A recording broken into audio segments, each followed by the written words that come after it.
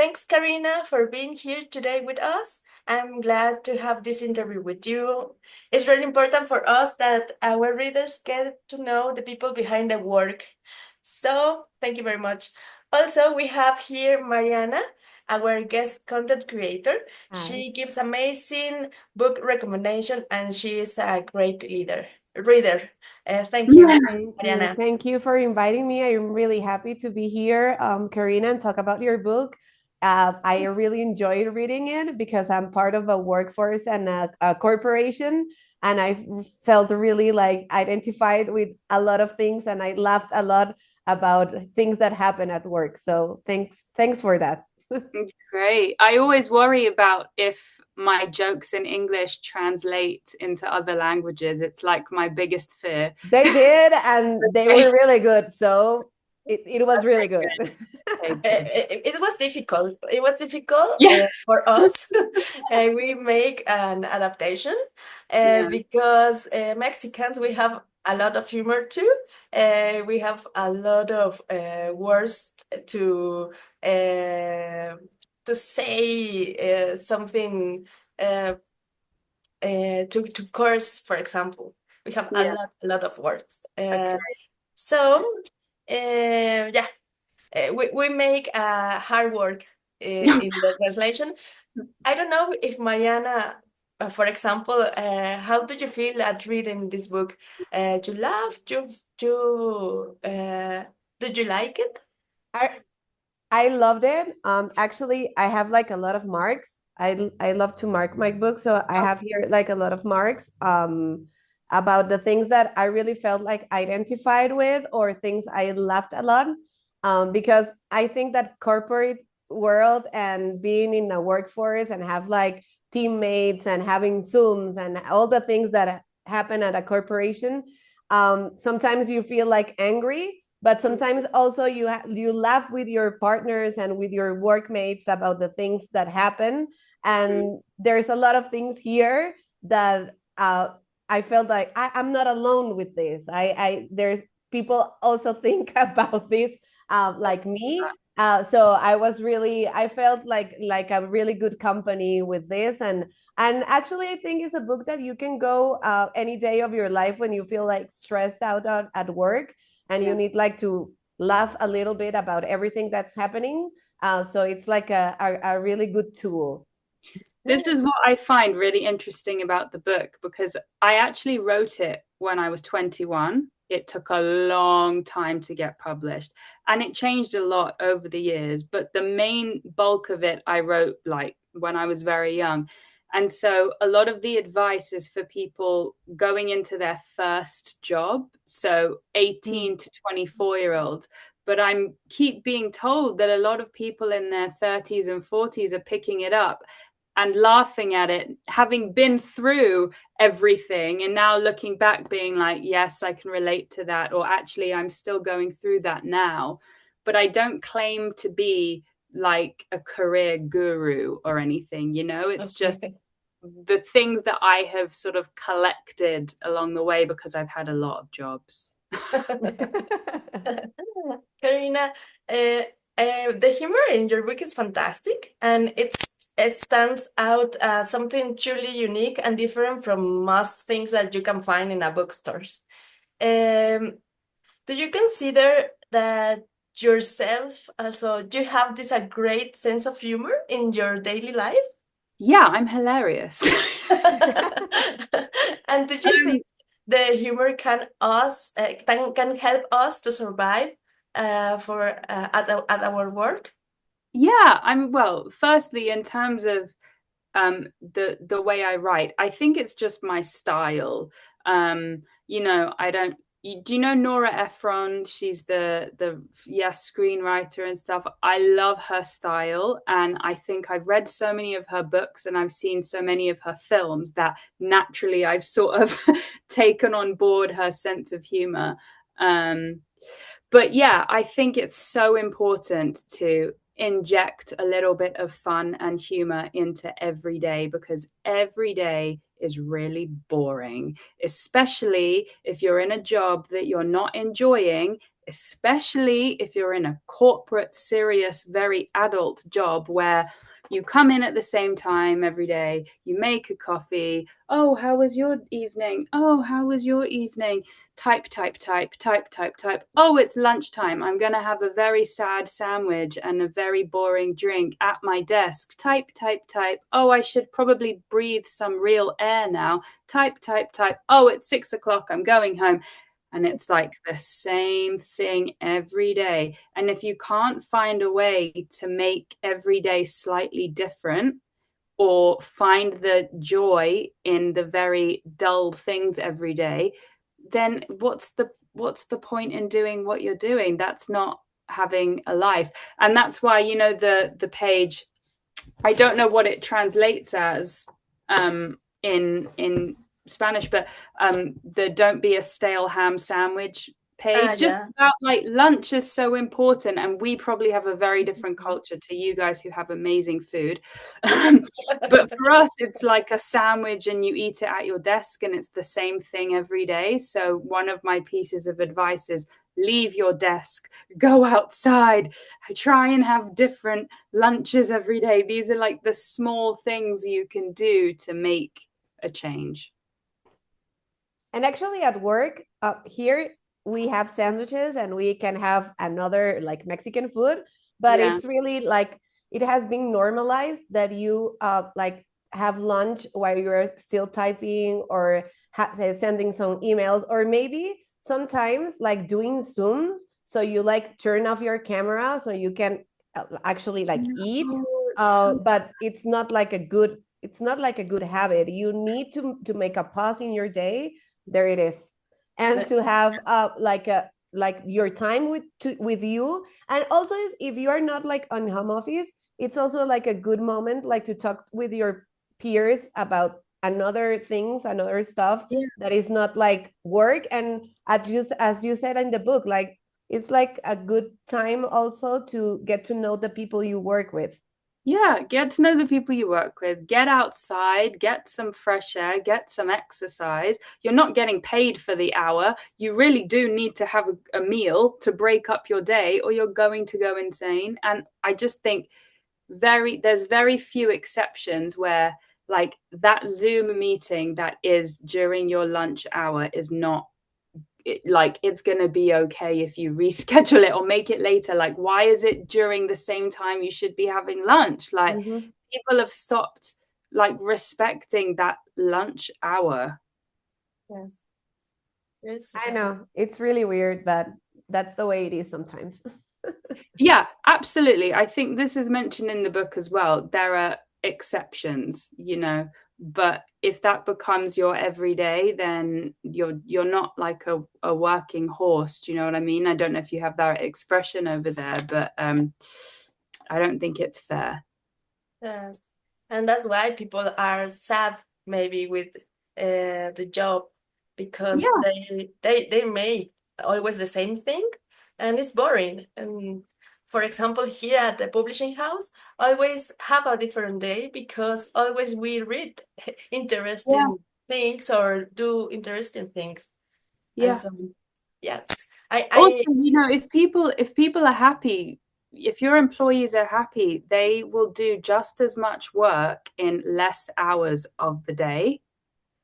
Do you know what I mean? Like, Mhm. if you reward them with a proper, you know, lunch hour, proper break, you know, don't worry about rushing in the morning and being the last to leave the office. They will be happier and do better work Mhm. in a shorter amount of time. There's loads of studies that prove that. Google is one of them. Yes. Thank you, Karina. Do you like to make Yeah, another uh, question? Yes. we are talking about all these things that happen at workplace, but what happened to you, and what was that moment that made you decide to write this book? Why did you think at that moment when you were in your 20s that publishing a book about a workplace and the dynamics in the workplace and how you can um, deal with all the struggles at workplace was important to have advice about that? Well, I studied advertising at uni, and I also went to art school. And by the end of having done both of those, but by the end of having had both of those experiences, I had already realized a lot of things about the workplace, because part of studying advertising means you have a lot of internships. So by the end of the 3 years, I think I'd done about 10 internships. So I had a book where I would write all the generic things I was realizing were the same in every office.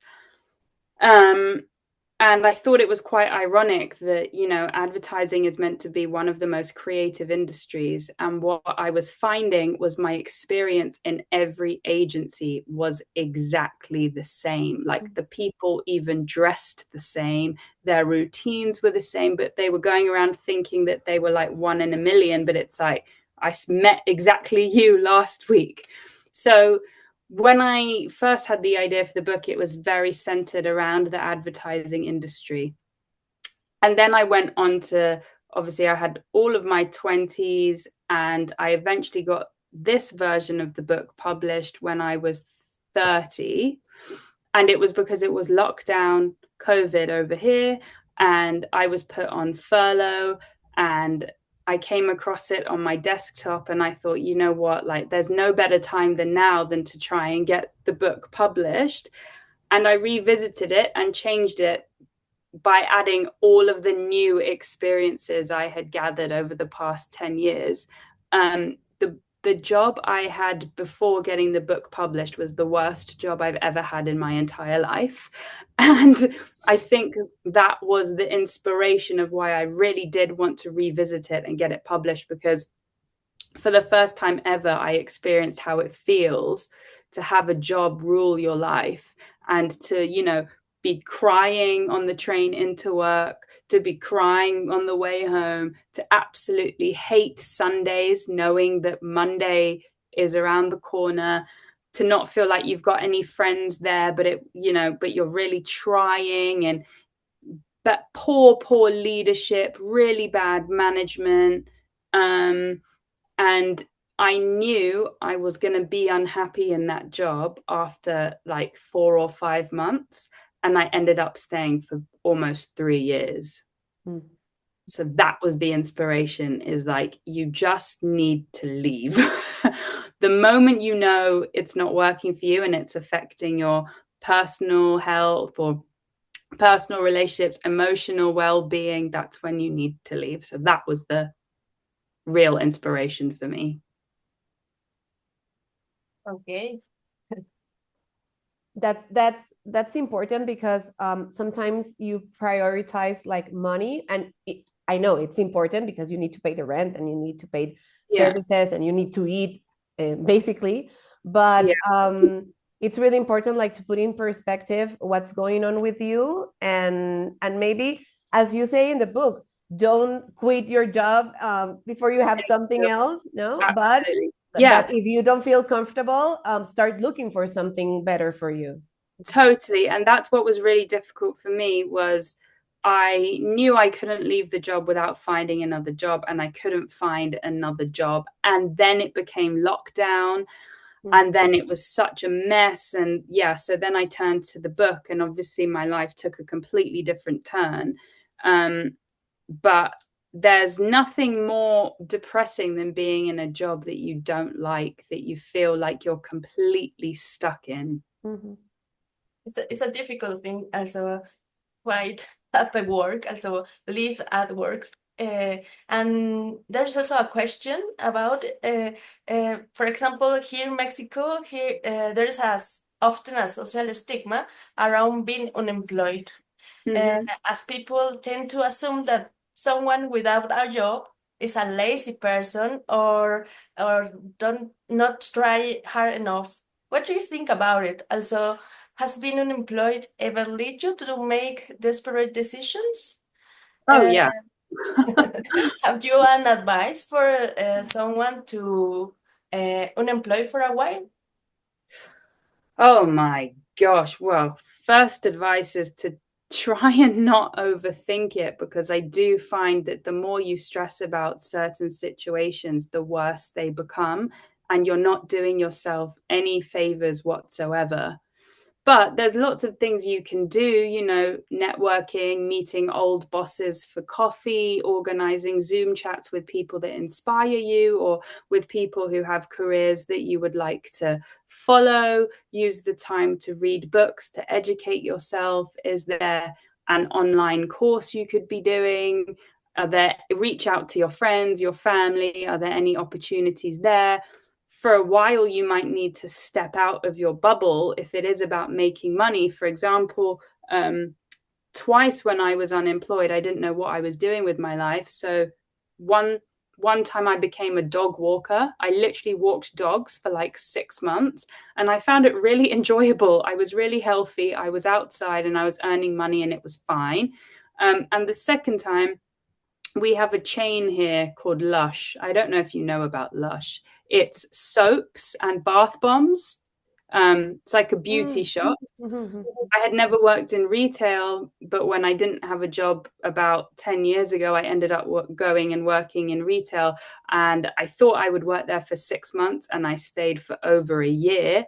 Again, I actually ended up really enjoying it, and it taught me a lot. But then I went back to advertising. So for me, there is no stigma around being unemployed. It can mean that you are questioning a career change. There's a bunch of life circumstances that could have happened to make you become unemployed. Maybe you've done what I've done in the past, which is I've quit a job, but I haven't yet found a new job, you know. Also, I find right now, especially as a creative in the UK, since lockdown, it's been really hard to find jobs for creatives, especially when you're my age. I'm 35 now. A lot of the copywriter jobs, for example, are going to the graduates that have literally just come out of uni. Why would you employ me when you can employ them and teach them everything from scratch? So yeah, I think the worst thing you can do when you find yourself in a stressful situation is overthink and stress about the situation, because to me, that's wasted time. Yeah. Now that you mentioned that here in Mexico also happens that now the people that have more experience, but not like a lot experience, like middle speed experience, because we are in our 30s, we are like having unemployment issues because corporations are actually like hiring like people in their 20s because they have they can pay them less because they have less experience. But also it happens to the people that are in their 20s, another paradigm, and is that when they are looking for their jobs, the job description asks for a lot of experience. And also in many situations, young people are forced like to work free because that's the way you can gain experience. That it's not good. Such a lie. You need to get paid. To get paid. So have you ever worked for free to gain experience? Have I ever worked for free? I've even got tattoos to get a job before, which I'm in the middle of getting removed. This Lego brick, I got a Lego brick tattooed on my arm when I was 21 so I could work for this lady that made houses out of Lego. She never paid me, so I hope she watches this. Yeah, I've worked for free loads because I've taken the age-old advice that it is great experience. Well, no, everyone deserves to get paid for their time, whether you are 18 or whatever. It's not an age thing. It's not an experience thing. That is my time I am giving to you. You are getting my time. I'm getting to learn from you, and you are getting to teach me something. At the end of that, I will be able to give you something in return. It's not a question of how much to get paid, like that's a different story, but you can't be expected to give your time up for free. And that's why this advice for you is very important, because when you are very young, always work at free. I do that too. I don't know if Mariana do that. I did it. Of course I did it, because I did it loads of times, actually. Maybe like 5 times. And yeah, one of the times I worked for 6 months. it's so unfair. Like, obviously you're paying for your travel to get to the job, your hours. I was working like 8 hours, and sometimes outside of those hours as well, you're paying for your lunch, then paying for your travel home. And yeah, I learned loads of stuff. I learned to never work for free again. That's something. I learned how important it is to have a contract in place. And not only that, like, just to know where you stand. Like, why am I bothering to turn up at 8:30 on the dot and leaving at 5 in return for what? Like, that's 8 hours of my day you have taken for free off me for 6 months. No.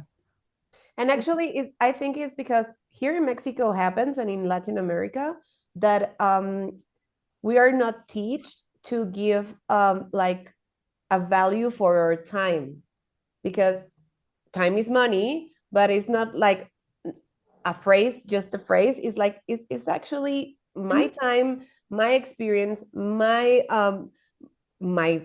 brain, my ideas. They need to, they are worth a payment. And actually, when I did all my internships, I also studied advertising, and all my internships were for free, and my mom was the one paying for everything, for lunch, for traveling, everything, and I didn't get anything money for that, because they were like mentoring me. That's what was the speech. And the fact is, good. A lot of the time they actually consider you to be a burden. They consider you to be annoying, and you just get in the way, and actually you don't do much at all. The good thing over here is all of the internships I did, your travel is covered and your lunch is covered, and then usually on Fridays there's nice drinks and something social happening, so you're involved in that as well. And I really think the key to internships, at least over here, is forget about what you're there to learn. Be there to network. Like, be there to meet people, take their details, make some good connections. You never know how that's going to help you in the future. It's less about learning a skill and more about being in an environment where you're watching people do what they do. And you never know. It might be that you go in thinking, when I'm older, I want to be a graphic designer, but you actually see the creative director and you're like, oh, actually, that's the kind of thing I want to do. So in that sense, it's very important, but you do need to get paid, even if it is just your travel and your food. Carina, do you have a top 3 red flags for recognizing a toxic job? Top 3 red flags. Or 5 or 10, I don't know. Reckon for me, I've known when, well, number one, when I've hated going into work every morning, massive red flag. When I've hated a Sunday because I know Monday is coming, massive red flag. When I'm constantly questioning if I'm doing the right thing, that's a red flag. That's because someone hasn't briefed me or explained something to me properly. When in meetings I feel self-conscious of making any sort of comment, that's because someone in that room is making me feel stupid, or has made me feel stupid, or has made me feel like my opinion doesn't matter. Red flag is just, in past jobs where you're meant to be in a creative industry, right? But everyone is quiet. There's no laughing. Everyone's scared to get up and make a coffee. All you're hearing is people typing away. It depends on the industry, but for a creative industry, that sounds really red flag to me. Like, usually people are having a laugh. There's music on. There's people in the kitchen talking about their day. Sometimes they're playing table tennis. Like, that's how it should be. If you're meant to be a creative in a creative environment, there shouldn't be silence with people coughing and then, that's it. How am I going to come up with ideas? How am I going to feel inspired? In past jobs as well, I've witnessed a lot of the leaders like fighting, arguing, contradicting each other, lots of crying by different people at lunchtime. Like, these are all times when you need to go, or when I guess your salary isn't going up, you're not being rewarded every year or every so often, where people aren't recognizing you for the work that you're doing, when maybe people are giving themselves credit for your ideas, or, you know, where they're not shining a light on you. There were loads of times where I would have an idea, I would have a comment that no one would say, well done, you know, or we really liked that, or thank you, we're going to use that. But then a couple of weeks later, it would happen, but I would get no credit or praise. And then I think what happened, it's not an ego thing, but what tends to happen then is I stopped sharing my ideas and I stopped giving my comments, because you haven't made me feel like worthy or valued. So being valued is really important. If you don't feel valued, massive red flag. It's really nice to be told, hey, you did a good job today, or hey, people in the office really like you, or, you know, thanks for doing that thing, you didn't have to do that thing. It doesn't take a lot to make people feel happy. Yeah, actually, talking about red flags, there's something common at workplaces, and it's like dealing with the toxic environments and gossip and mobbing, and it's really hard, because even though you want to like to separate, this is work and it doesn't define me and doesn't define my daily life and my private life, it's really difficult, because you spend a lot of time at work or doing work at home now after pandemic, that we have this possibility to do home office. um, have you ever experienced at your past jobs this kind of environment full of gossip, and how did you handle it, and what advice could you give to someone that is seeing us or listening to us, that is like having this hard time at job? Yeah, I mean, I feel like gossip and secrets and things about stuff going on with different people in the office, that is normal. I think I've experienced loads of it. Well, I love a bit of gossip, so I heard it all. The key is don't pass it on. So listen and then shut your mouth. And that's probably not the advice that you were expecting. No. I feel like it's not, for some people, it's not avoidable. Like, you hear this stuff, but just don't get involved in then passing on the information to new people. Don't be the vehicle that is going to turn a bit of gossip into a huge bit of gossip, that then at some point your name is going to come up and it's going to be in a bad light. I feel like there's the same in life. Like, you know, you hear things all the time going on in your family. Doesn't mean I'm going to tell my partner absolutely everything that my cousin is up to, you know? It's a fine line. Spreading gossip where it's just a hilarious thing that happened, that's okay. But if it's, you know, putting someone's name in a bad light, or it's a bit of information that if it was about you, you would hate someone else to pass on, don't be that person. Keep it to yourself. If it's about you, though, well, you need to go back to the source and find out where it came from, and absolutely make sure that you set the record straight, because gossiping is awful. Yeah. Carina, there's not much time left. Okay. But we have two questions for our followers in our social media. And question is, what is your favorite advice from your book? Ooh, don't be afraid to make mistakes. Don't be afraid to fail. You will learn so much more by failing than you will by getting everything right in your life. All of the lessons, all of the ideas come from failing. And the only person that failing affects is you, as in, you should never be ashamed of being embarrassed in a group of people or getting anything wrong in front of a group of people. No one gives a shit about you. It's all in your head. Screw up. You will be fine. There is a lesson there. And Mariana, do you have a favorite one? Advice? Yeah, the one about mentorship. I guess nobody tells you about it when you're like starting or at university or college or whatever.